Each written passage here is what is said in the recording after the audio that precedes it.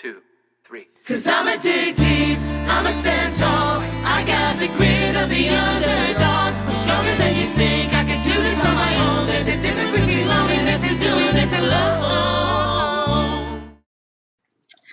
Welcome everybody. My name is Emma G. You are listening to the DC Music Rocks podcast presented by Capital Groove Collective, elevating the sounds, voices, and music of the DMV to the world stage, one conversation at a time. Obviously, DMV stands for the DC, Maryland, and Virginia area, not your district, or is it the Department of Motor Vehicles? This is DMV music. Here we will be highlighting the wildly talented DMV musicians that we believe are paving the way in the Washington metropolitan area through diversity of genre, gender, identity, and community. Today, we'll be talking with none other than Griefcat, two incredible women who are pioneers of the DC comedic music scene. And I'm super pumped to have both of them here on the show, Louisa and Nardolilli. How are we doing today? Hey. Hello.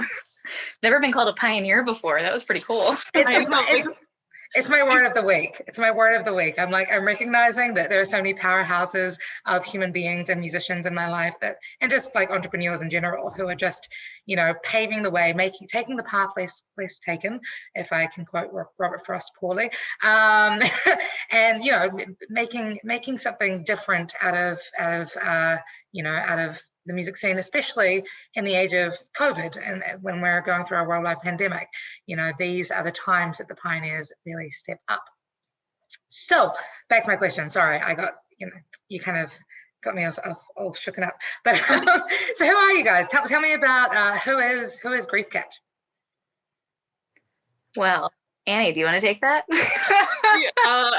Who is Griefcat? I was just going to comment real quick that the pioneer comparison made me want to grab a bonnet and a push cart and go across the plains, manifest destiny. But yeah. Maybe it's this patriotic shirt that I'm wearing, which I know is only visible on this Zoom. But who is Griefcat? Louisa, do you have any ideas how to even begin that question? Well, first of all, Griefcat is Louisa Hall and Anne, or Annie Nardolilli, as I call her. So we were both two independent singer-songwriters, and gosh, I don't know, was it a year and a half ago, almost 2 years ago? We decided let's join forces, and we just realized that we were musical soulmates, and we started making music together. And it's really just been a really powerful experience, I think, for both of us. Whereas I always felt a little bit more vulnerable and probably almost more insecure when I was kind of doing music on my own, but joining forces with Annie and making Griefcat a thing, it brought this whole new sense of power into my life. And yeah, it's just been really wonderful. So I don't know, I feel like I went off a little bit on a tangent there. And do you have anything to add? I second everything that you just said. I know we were starting to dive into other things, but I think both of us came to the realization that there were a lot of songs that we wanted to write or wanted to perform that made us feel nervous or scared or I don't know, we weren't ready to write those things individually, but it's a lot easier now to perform with another person and write songs that maybe are even more vulnerable than we've written before, because now we have somebody who's always in our corner, musically speaking. As well, not just vulnerable, but I don't think I would have sung about bidets on my own. Fair. So that brings me to my next question, because I mean, you both as women, I think it's really easy to kind of get it's a lot easier for women, I think, to be vulnerable and to really be authentic when they're on stage, and yet you have both chosen to use your superpowers as both wonderful indie artists to then come together and not just be vulnerable in terms of topic and how you present yourselves as artists, but also to talk about really comedic stuff. I'm quoting that because some of the music that you create, you touch on some really important issues and serious topics that I think need to be discussed, but do become so taboo, and you just kind of can't help but laugh about them. How did you come to the decision to, do music comedy? I think it just kind of happened. It just falls. Like I think it's part of who we are, and I think it's part of why we are musical soulmates, as I like to say. I think one of my personal superpowers, I'm going to put that in quotes as well, is that a lot of times you're in a situation and people will be like, you know what, this is going to be funny in 10 years. And usually if I'm in the situation, I can notice that it's hilarious in that moment. And Annie, I think you're a little bit similar in that way, where we can take a look at the world, and almost the easiest way I think for us to interpret things is through more of like a comedic lens, because I mean, otherwise it's just awful. So if you can laugh at the world a little bit, and, just notice the absurdity around you, I think it's honestly almost like a coping mechanism in a way, but it's also just more fun. It's more fun. So. Yeah, we always think it's kind of interesting when people say like, oh, it must be so hard to write funny music, like that. It seems like it's more difficult somehow, and I feel like sometimes I feel for us it's almost the opposite. Like, well, I don't know how you wrote this like really awesome serious rock song, because Louisa and I it's much easier for us to like be hanging out and just having fun, and then all of a sudden a really derpy song just springs out of us. That's not to say we don't have sad songs or serious songs, like we totally do, but there are also funny songs, because Louisa and I are friends first and bandmates second, that if we're just hanging out and a song just happens to arise, and because we're both good musicians, then that was a funny thing in the moment that we created together. And I think take a moment to like celebrate the fact that you just said derpy. That's I just gonna hold that to my heart really quickly. Sorry, Louisa, carry on. Oh no, we are the most major of derps. Just kind of adding, I was saying, I do find writing the serious songs is a lot harder for me. And then the other piece too, like when we are hanging out, one thing that we always do is I always have my phone nearby, because I'm a hardened phone addict, but I'll just record. So if we start like derping around on something, we'll just hit record, and then we might listen to it later and be like, ooh, there's a song there. Or we'll just keep digging in on something if it makes us laugh really hard, and then that'll turn into a song. Or just like a funny recording that we have for posterity. Like what is one of the ones, can you think of any off the top of your head that we did the last time we were together? What about the one where it was something like only serial killers like jelly donuts? That one? I mean, valid. Who else likes jelly donuts? I mean, yeah. Yeah. Exactly. Yeah. I love how, in a world kind of gone mad, and especially, creativity is rumored to be taught out of us as we get older. You both have held on to your inner children with such ferocity that, it's something that I really admire about both of you. It's wonderful. I'm curious as to how you've managed to hold on to that during this pandemic, and how you've managed to pivot. I hate that word now, but here we are. How you managed to pivot your music business as this year has gone on and on and on. That's a challenge. I don't know that we have pivoted. Annie, do you there? So I remember at the very beginning of the pandemic, we got to do a Facebook Live with Pearl Street Warehouse, right? Mm-hmm. And Louisa and I both at the end of it were like, that was fine. It was fun, but like we need like interaction with people in the audience, like we just thrive on that. And then even though we were having occasional rehearsals, socially distant rehearsals to like write songs, and a couple songs have come out of pandemic time, it's just like we're just so anxious to get back to playing in some sort of setting, you know.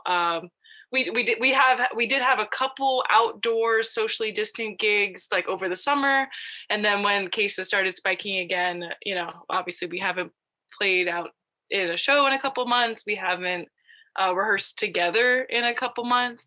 Also, I've started like a really vigorous school program. I've started a really intensive software engineering boot camp. So like I'm also like trying to work on another project right now that hopefully to like get some kind of job that I can also do that will actually make a lot of aspects of Griefcat easier once we live in a post-pandemic landscape. Obviously, everything's going to change, but Louisa, I don't think I'm speaking too much by saying that we didn't, like you said, we didn't really pivot. I don't think we really adapted as well as other musicians have, which is really cool. But we love making people laugh, and we love making each other laugh. But if we're going to be having like a Facebook Live or Instagram Live, it's just a little harder. What would you say, Louisa? Well, the fact that right now with cases spiking and like we've had like a couple close calls and stuff like that. So, I mean, I'm quarantining pretty hard. The last time I saw Annie, she dropped off a Christmas present and we waved at each other through the glass. Like, didn't even do like an outdoor situation. So I really miss being able to have rehearsal and things like that. And you know, we haven't really figured out a good situation for us as far as songwriting together, because that's something that we like to do in person, kind of jamming out, trying things out. So, yeah, we haven't really pivoted. What we have been doing is we do have a lot of content that we've kind of previously created. So we've released a little bit of that content. When cases weren't too bad yet, we did record another song in the studio and everybody's fully masked. We had like air filters in every room and everything. And so we do have a single. We've got a mix that we still need to pass some feedback for. And we've got a video in place for that one too. So we do have some stuff that we can release, but I think that we're probably going to be focusing a little bit more on all the stuff that we can do apart. So for example, we dropped that album. So maybe we'll look at doing more lyric videos, for example, or something like that. So we can kind of get a little bit of mileage out of this content that we created that kind of fell under the radar because the pandemic happened and then our album came out like a week later. So It was really just kind of a drop in the bucket. Nobody really heard it or anything like that. So we do have a lot of great stuff and oddly relevant for this time as well. I mean, having songs about bidets and vaccines and things like that.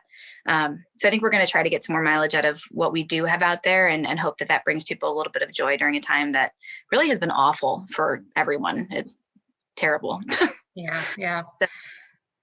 No, thank you. Again, if you're just tuning in, this is Emma G from Capital Groove Collective, and you're listening to the Capital Groove Collective Presents DC Music Rocks, where I'm wonderfully wonderfully joined, I should say, by Griefcat,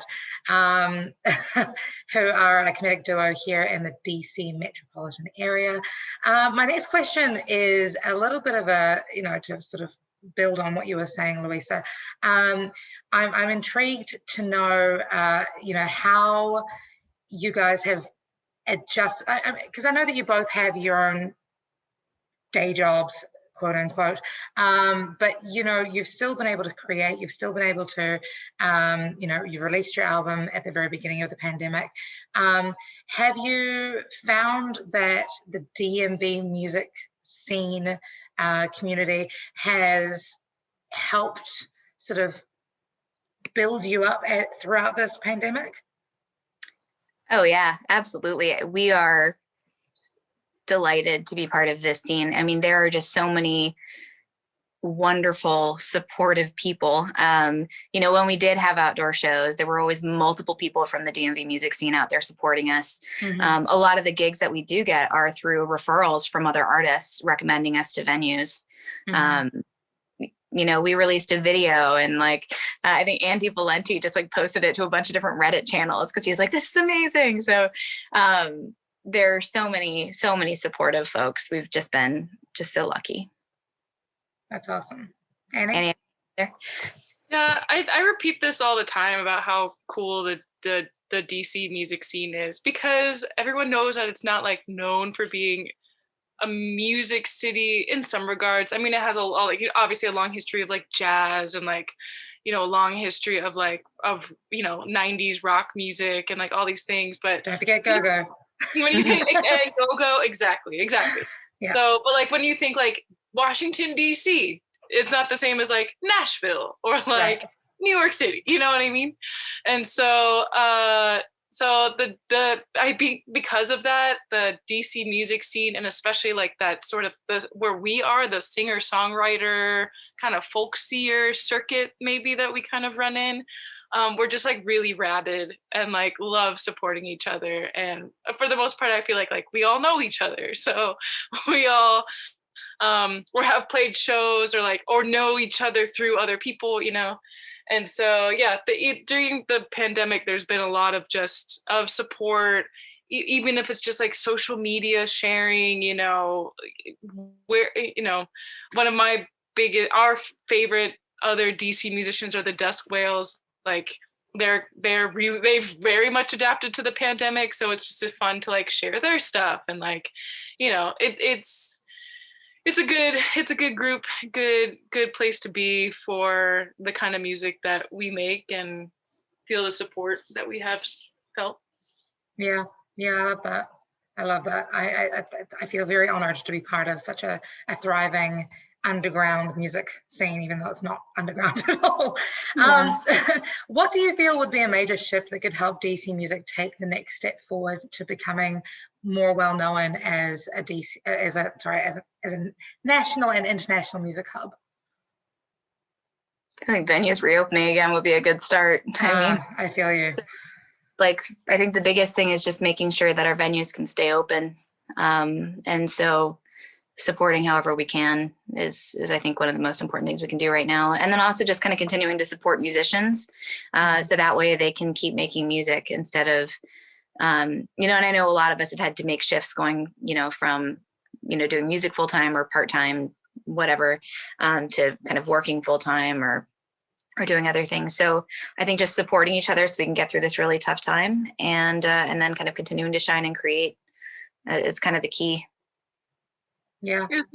Sometimes I wonder, like, obviously DC is known for its politics, but when it comes to tourism and stuff like that, DC is a major hub for museums, right? You have the Smithsonian and you have all these free resources that anybody can go and enjoy. Do we really have that for entertainment in DC? Do we really have that for music? You have like the Millennium Stage and like all the I think that's the name of it, right? At the Kennedy Center. Yep. Like, you do have a couple free venues, but imagine if you had like the same sort of funding and the same sort of like reverence for the arts for everybody to enjoy, like we do for our museums or like other cultural attractions, to make them a little more accessible. That I think, then again, like the Smithsonian's always chomping at the bit for funding, so the arts of course are always going to get pushed under the rug, but imagine if like DC, if we wanted to become a huge international hub, imagine if we were able to make the arts more accessible in our city, just like we have for other cultural resources. That would be my dream. I love that. Yeah. Do you feel, I want to sort of rebound off of that. Do you feel that DC has, in terms of institutions or in terms of like the culture here, do you think that there is less support for their artists as opposed to places in like Nashville or LA or New York? Because you're right, the Smithsonian and the Millennium Stage and the Arena Stage, they do have a lot of support for music and musicians and creative arts. But I've not lived anywhere else, so I'm still learning about this myself. But I feel like there's a lot of support there. How can we amplify it to be a bigger support or a bigger support for the venues to make sure that they are able to give more support? Wow, if I had the answers to that, Come on, Annie, I believe in you. I think it's because DC's known. I feel like sometimes the vibe of DC is being like this like very high-strung city with like these government workers that, where the arts become more of like an outlet as opposed to in a place like Nashville where it's like the arts is kind of like what they do, or Right. or New York City. I mean, New York City's got a gajillion things going on there too. But if we wanted to make arts more of like the focal point again, I think we have like the power of the federal government, right? Yeah. The federal government funds the Smithsonian. Imagine if you had like a similar cultural resource that was funded in that same way. I don't know. That I feel like I just came up with this idea, so I don't really have a good answer for that. But it is okay to also acknowledge that DC's got a lot of other things going on with it, and I don't know how we would. To that point, though, I do feel like, virtually everybody I know in this area loves music again because it is cathartic and it is, great. So I guess I don't really have a very good answer to that end, except for maybe we tend to focus on like the artists that come and visit our city, and we don't spend as much time thinking about the local artists that live here, and having better outlets for them would be ideal. But I'm sure that's true in every town.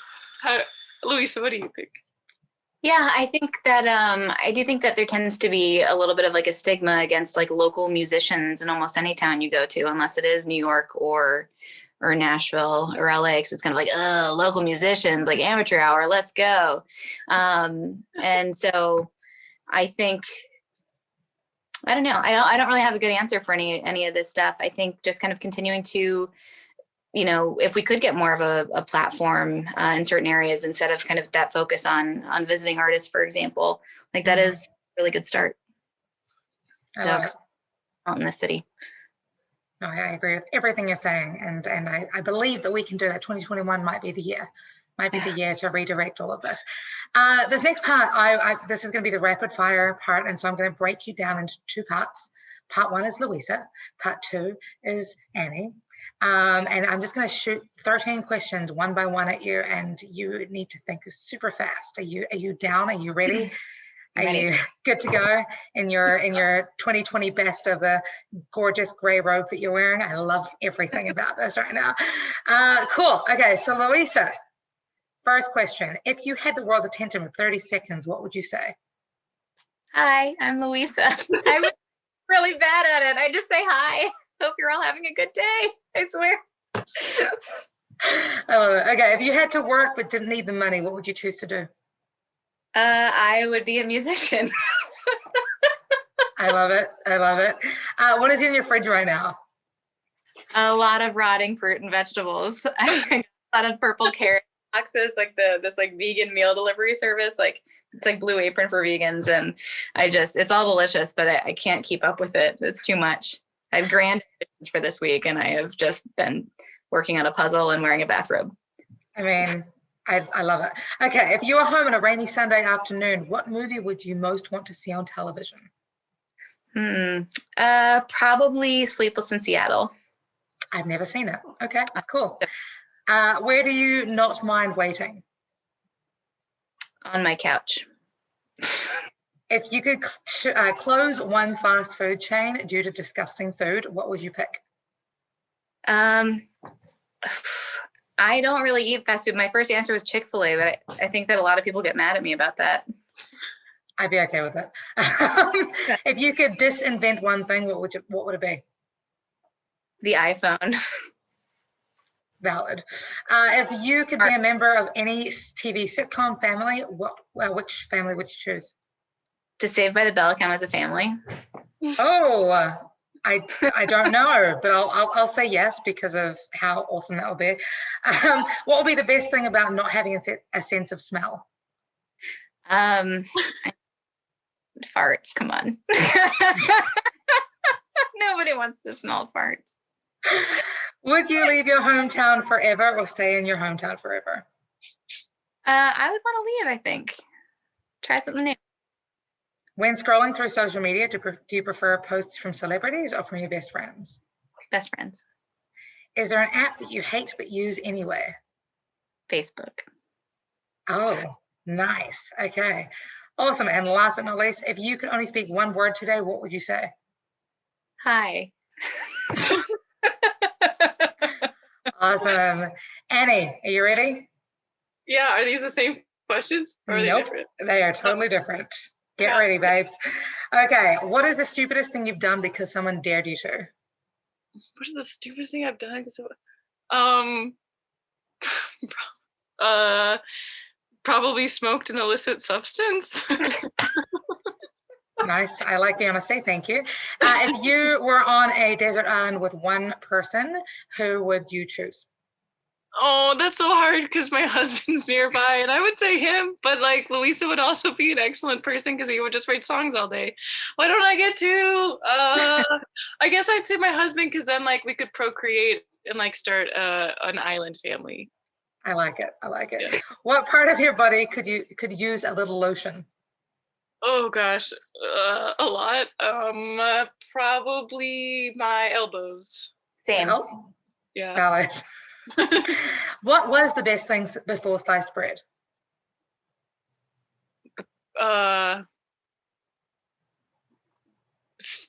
Really, well, gosh, this is so hard. What was the best thing before Before sliced bread.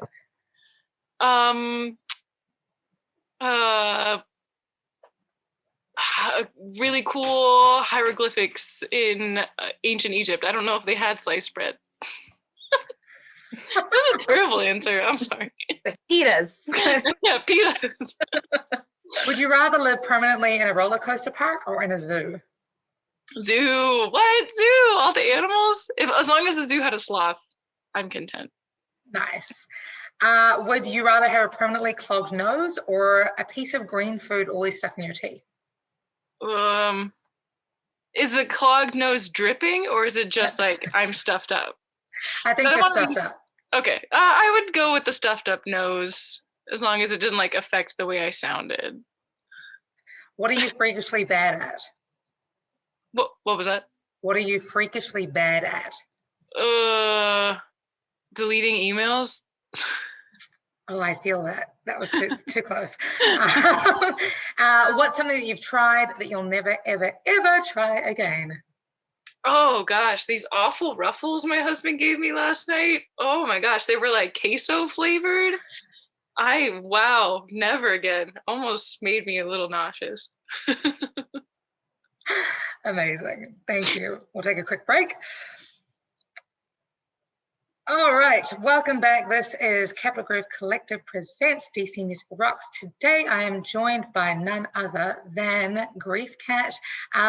We have obviously, like, we're coming to the end of our show today, but you have both recently released a song that is, you know, in alignment with the rest of your songs of being rather humorous, but you know, with a hint of maybe serious relevancy to the world at the moment. It's a song called Eggroll, the vaccine song.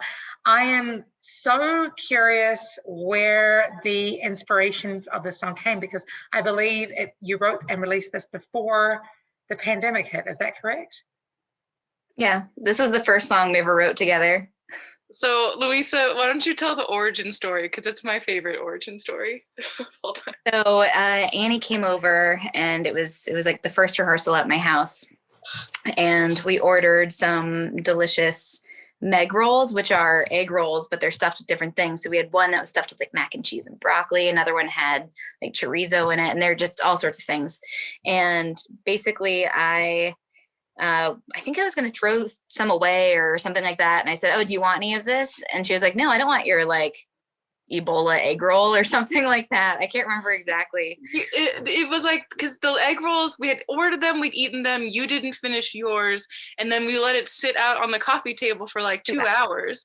And then you were like, do you want to eat this? And I was like, no, it's probably going to give me like measles or something. And then literally the first line of the song is, I got measles from an egg roll. So, and it just spiraled. I mean, that's just how so many of our songs just happen. They just, I don't know, spiral. Yeah. The fun thing too is that, so I had my trusty iPhone going. I was recording us, and so we actually have a recording of us writing this song, and it's actually the last song on our album. So we have like Eggroll, and then Eggroll demo version right after it, and it's just us laughing maniacally, completely out of tune in my apartment. Laughing maniacally out of tune. That sounds like a song lyric. I love it. I love it. Awesome. Do you know, I think this has been one of the years that people really have started showing up for each other and giving more than they generally have in the past. So I'm curious as to whether or not Griefcat or individually Louisa Hall and I'm blanking on what the question is here. Sorry. What if there's any causes that either Louisa Hall or Annie Nardolilli has, you know, if either of you are involved in any social justice issues or charitable causes? So I actually just donated some money today to a company called, or an organization, I think it's called GiveWell, and they give your money to wherever it can provide the most impact. So I donated there today because they were doing some matching, so that seemed like a good fit. And I know we did a benefit concert with Jam and Java earlier this year as well. I can't remember the organization off the top of my head. Do you remember what that was? It was for women. It was for incarcerated women and girls. Mm-hmm. It has a very long name. Yeah, I can't remember it off the top of my head. I feel bad. But it was a really, really great organization there. And then, yeah, just really here and there, like giving to venues when they've been doing GoFundMes, and a few other organizations as well. It's really, for me, it's ad hoc. I don't give anywhere on like a monthly basis, and we haven't done any specific outside of that one concert. We haven't done any specific charity things, but I think it's something that we'd probably consider once we kind of figure out what we can actually do. That's valid. That's valid. Yeah. That group was called the National Council. There it is. That's right. I love it. I love it. And last question before we wrap up is, do you have any DC idol musicians? DC idol or Maryland idol musicians, or Virginia, obviously. I mean, we definitely have some favorite DC bands. Yeah, like I just mentioned the Desk Whales. They're definitely iconic. Yeah, Desk Whales are great. I love the Desk Whales. I listen to Milo and the Doldrums quite a bit. Oh He Dead is another favorite. Yes. So a lot of Justin Trawick songs. I've sung with him quite a bit, so those get stuck in my head sometimes. Yeah, there's quite a few. Uptown Boys Choir is always just amazing as well. There are too many to name. There are just so many, and I hate to kind of throw out names because I don't want to miss any. So I think there are so many more.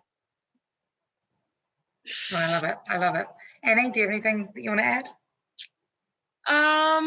No, that she pretty much covered all my faves.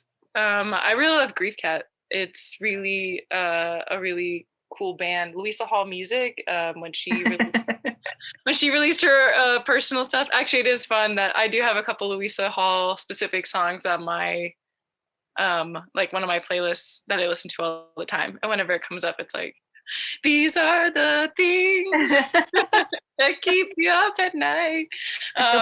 When Hot Park Ranger comes on, a little Nardolilli, another favorite band. Love it. I love this competition mindset that you ladies have going on. It's great.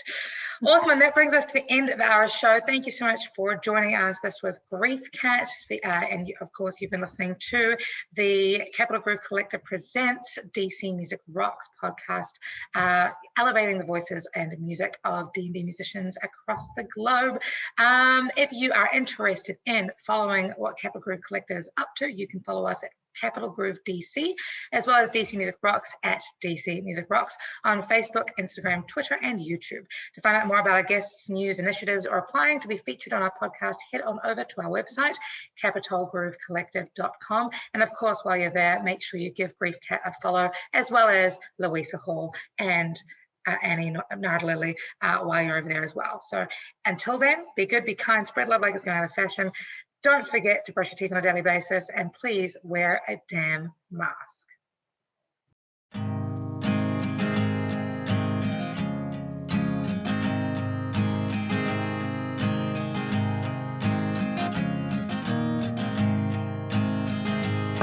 I got measles from an Eggroll. I got mumps from the air.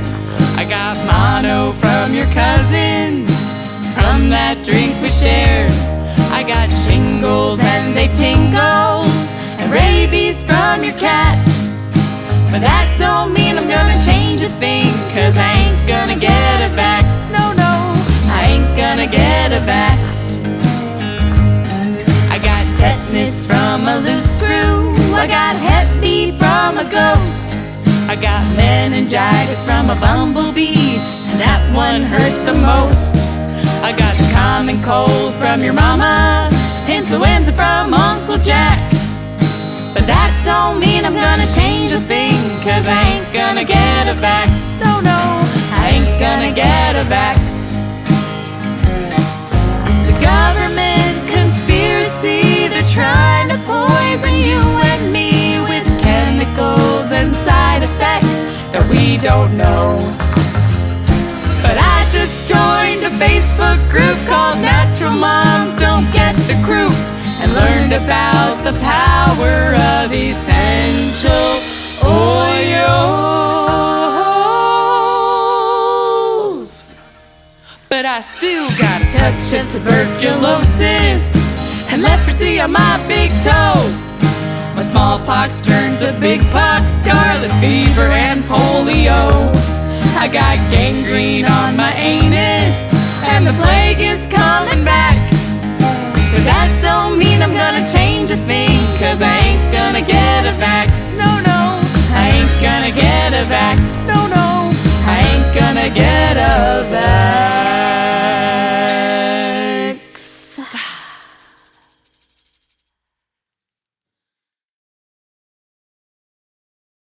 'Cause I'm a dig deep, I'm a stand tall. I got the grit of the underdog. I'm stronger than you think, I could do this on my own. There's a difference between loneliness and doing this alone.